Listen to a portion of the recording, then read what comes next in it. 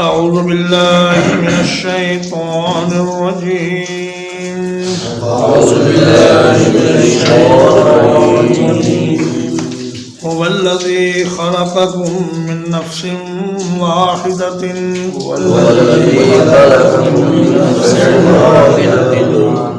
وہی ہے جس نے پیدا کیا تم کو ایک جان سے وجعل منها زوجها اور بنایا اسی جان سے اس کا جوڑا لِيَسْكُنَ إِلَيْهَا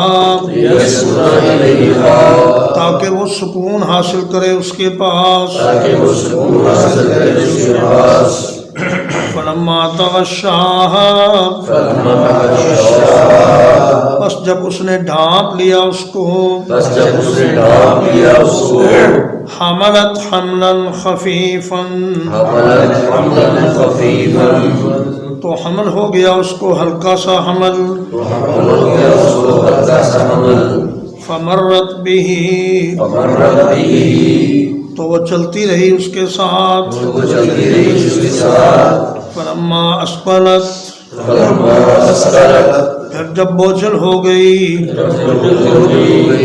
دعوا اللہ ربہما تو ان دونوں نے اللہ کو پکارا جو ان کا رب ہے لئن آتیتنا صالحا اگر تو ہمیں صحیح سلامت بچہ عطا کرے لنکونن من الشاکرین تو ہم ضرور ہو جائیں گے شکر کرنے والوں میں سے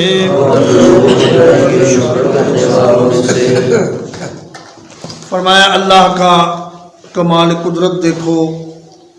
کہ اس نے زمین کے اربوں انسانوں کو ایک ہی انسان سے پیدا کیا ہے، حتیٰ کہ اس کی بیوی کو بھی اسی انسان میں سے پیدا کیا اور اسی کی جنس میں سے بنایا تاکہ وہ اس کے پاس جا کر آرام اور سکون حاصل کرے۔ تو معلوم ہوا کہ ازدواجی زندگی کا جو بنیادی مقصد ہے وہ گھر کا سکون ہے اور مرد کی راحت ہے اور عورت کی بھی راحت ہے اور نسل انسانی کی افزائش ہے کہ اللہ پاک اس شادی کے ذریعے انسان کو ذہنی سکون اور دلی سکون عطا فرماتا ہے اور وہ برائیوں سے بچ کر اللہ کی طرف متوجہ ہو کر صرف اپنی ہی بیوی کے ساتھ تعلق رکھتا ہے اور غیر عورتوں سے بچ کر رہتا ہے۔ اور دوسرا مقصد شادی کا بڑا یہ ہے کہ نسل انسانی کو بڑھوتری دی جائے اور اس کی افزائش کی جائے اور نسلاً بعد نسل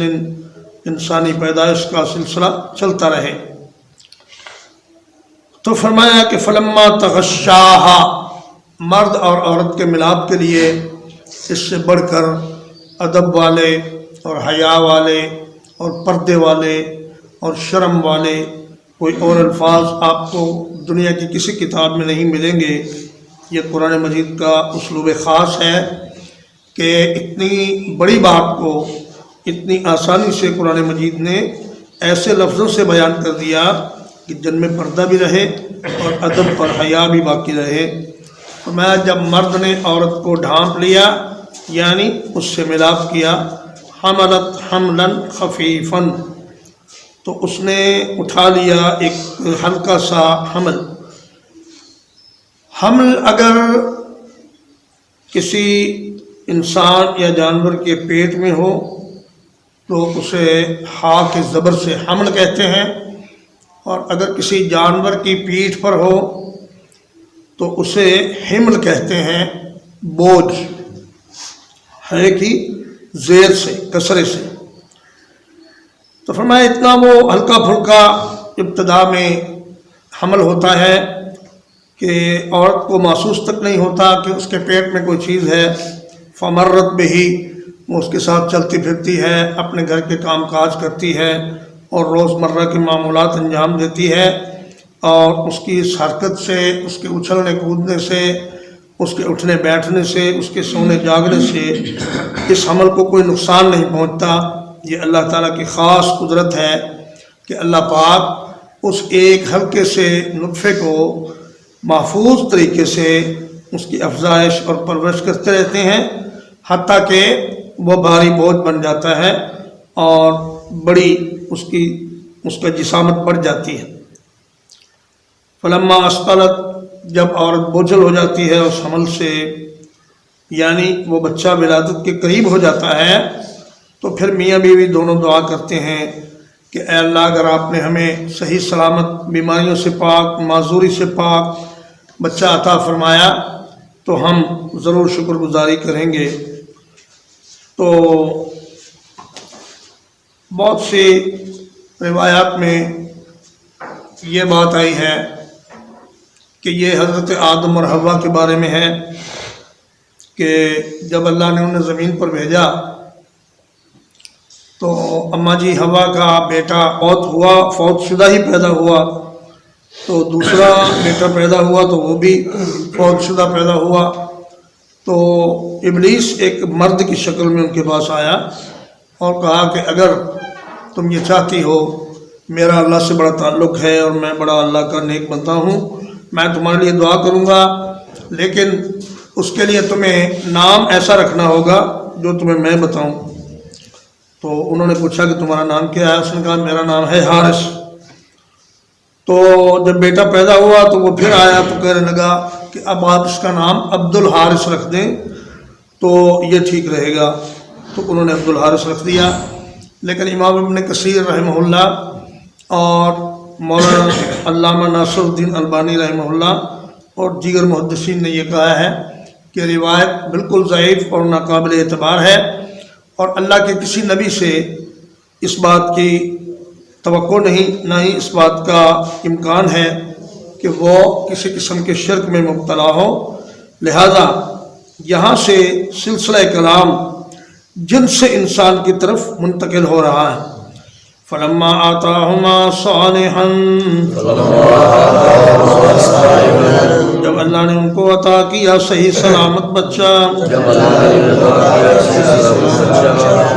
جعل لہ شرکاء فیما آتاہما، ان دونوں نے بنا لیے اس کے شریک اس چیز میں جو اس نے عطا کی ان کو۔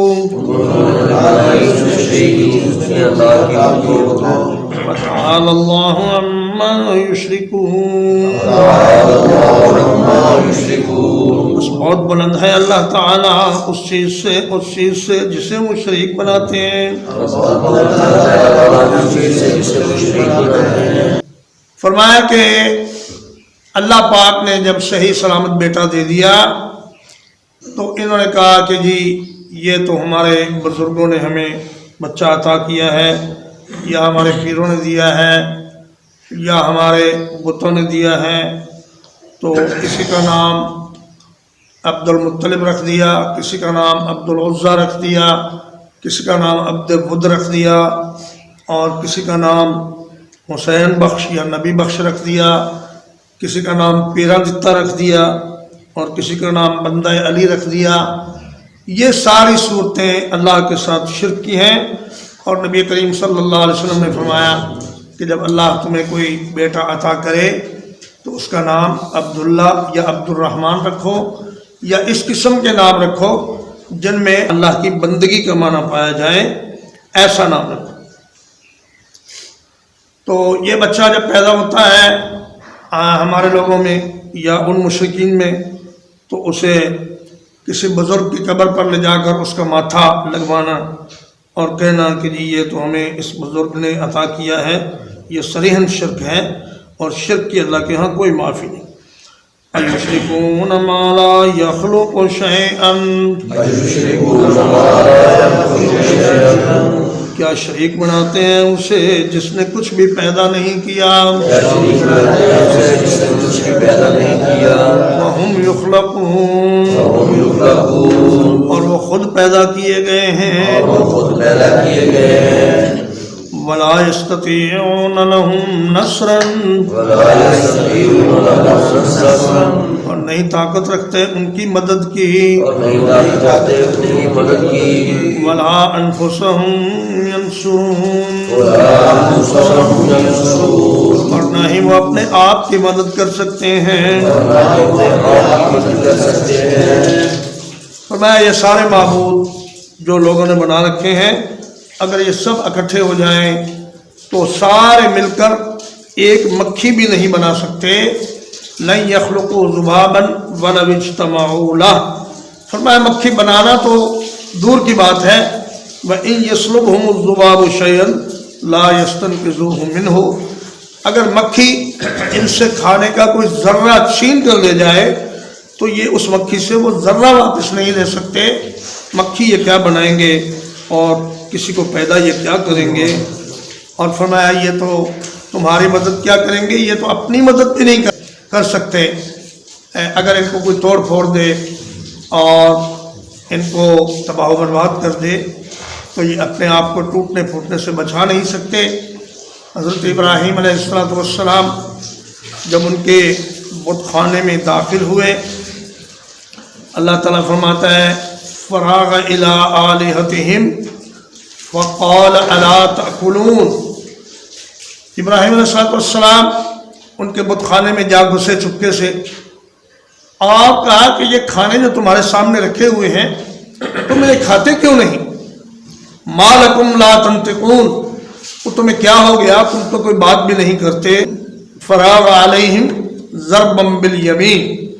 فرمایا پھر دائیں ہاتھ کی ضربوں سے ان پر پھر پڑے حضرت ابراہیم علیہ السلام اور ان کو ٹکڑے ٹکڑے کر دیا. فَأَقْبَلُوا إِلَيْهِ يَزِفُّونَ. قوم حملہ آور ہو کر دوڑتی ہوئی غصے میں حضرت ابراہیم علیہ السلام کے پاس آ گئی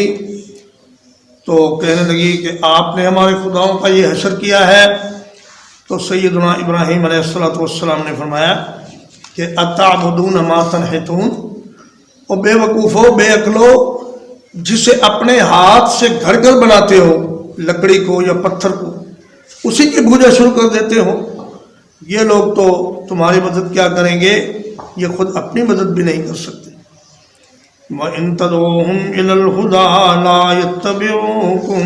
وَإِن تَدْعُوهُمْ إِلَى الْهُدَىٰ لَا يَتَّبِعُوكُمْ. اور اگر آپ دعوت دیں ان کو ہدایت کی طرف تو یہ آپ کے پیچھے نہیں چلیں گے. سواء علیکم, برابر ہے تم پر, ادعوتموہم, کہ پکارو تم ان کو, امنتم صامتون, یا تم خاموش رہو. فرمایا کہ انہیں جن لوگوں کو یہ پکارتے ہیں ان میں تو اتنی بھی سینس نہیں, اتنی سمجھ نہیں کہ اگر انہیں ہدایت کی طرف پکارا جائے تو یہ تمہاری پیروی کرنے لگ جائیں. فرمایا اے مسلمانوں, تم ان کو دعوت دو یا خاموش رہو, اس سے کوئی فرق نہیں پڑے گا. یا پھر اس کا مطلب یہ ہے کہ یہ جو بتوں کے پجاری ہیں, یہ جو مشرکین ہیں, ان کی مت ماری گئی ہے اور ان کے دماغ معاف ہو چکے ہیں اور ان کے دل سیاہ ہو چکے ہیں. اب اگر آپ ان کو دین اسلام کی طرف دعوت دیں تو یہ آپ کی بات نہ سنیں گے نہ مانیں گے. اس لیے ان سے مایوس ہو کر ان لوگوں پر محنت کرو جن لوگوں کے ایمان لانے کا امکان ہے. ان الذین تدعون من دون اللہ, یقیناً وہ لوگ جن کو تم اللہ کے سوا پوجتے ہو, عباد امثالکم, وہ تو بندے ہیں تمہاری طرح کے. فدعوہم,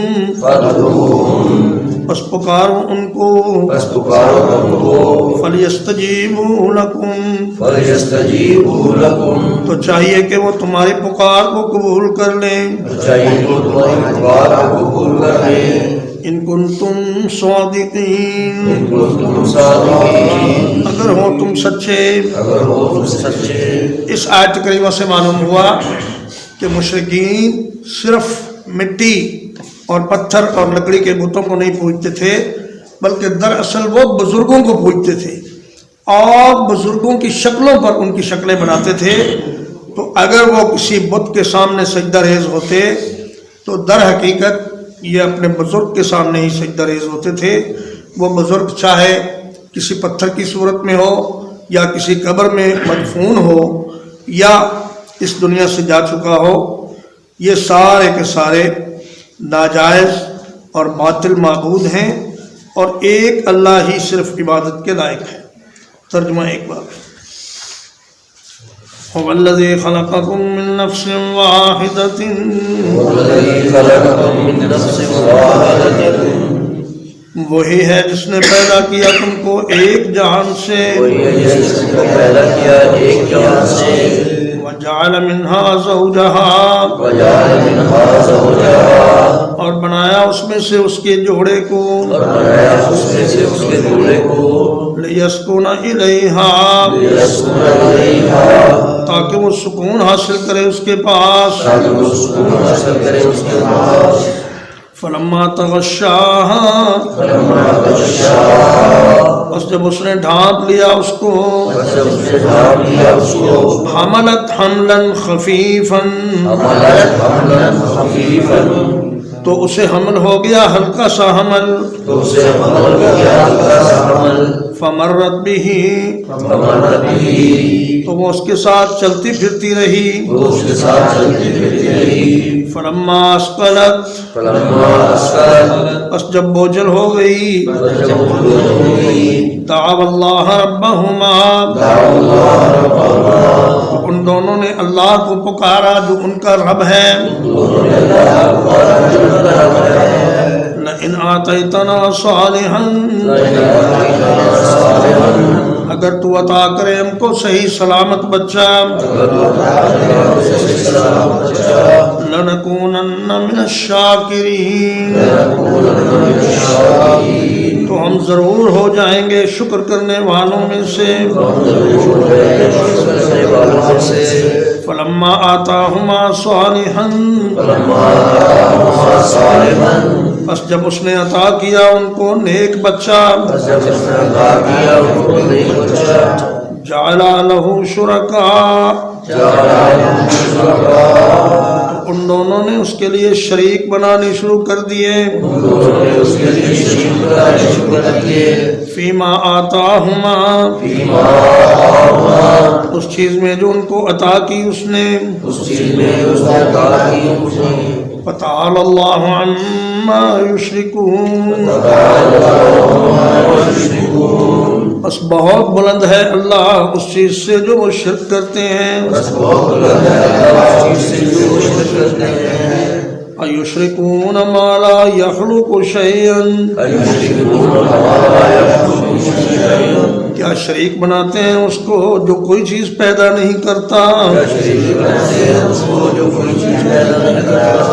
وہم یخلقون، اور وہ خود پیدا کیے گئے ہیں، ولا یستطیعون لهم نصرا، اور وہ نہیں طاقت رکھتے ان کے لیے کسی مدد کی، ولا انفسهم ینصرون، اور نہ ہی وہ اپنی جانوں کی مدد کر سکتے ہیں، وَإِن تَدْعُوهُمْ إِلَى الْهُدَىٰ، اور اگر آپ دعوت دیں ان کو ہدایت کی طرف، لا يتبعوكم، وہ آپ کے پیچھے نہیں چلیں گے، سواء علیکم، برابر ہے تم پر، ادعوتموہم،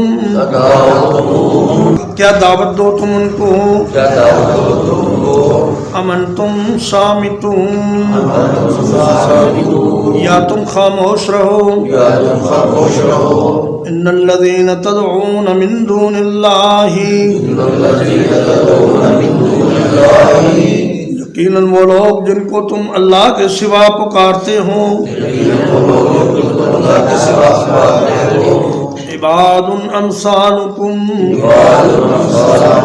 وہ تو بندے ہیں تمہاری طرح کے فادعوہم پس پکارو ان کو فلیستجیبوا لکم تو چاہیے کہ وہ دعا قبول کرے تمہاری ان کنتم صادقین اگر تم سچے ہو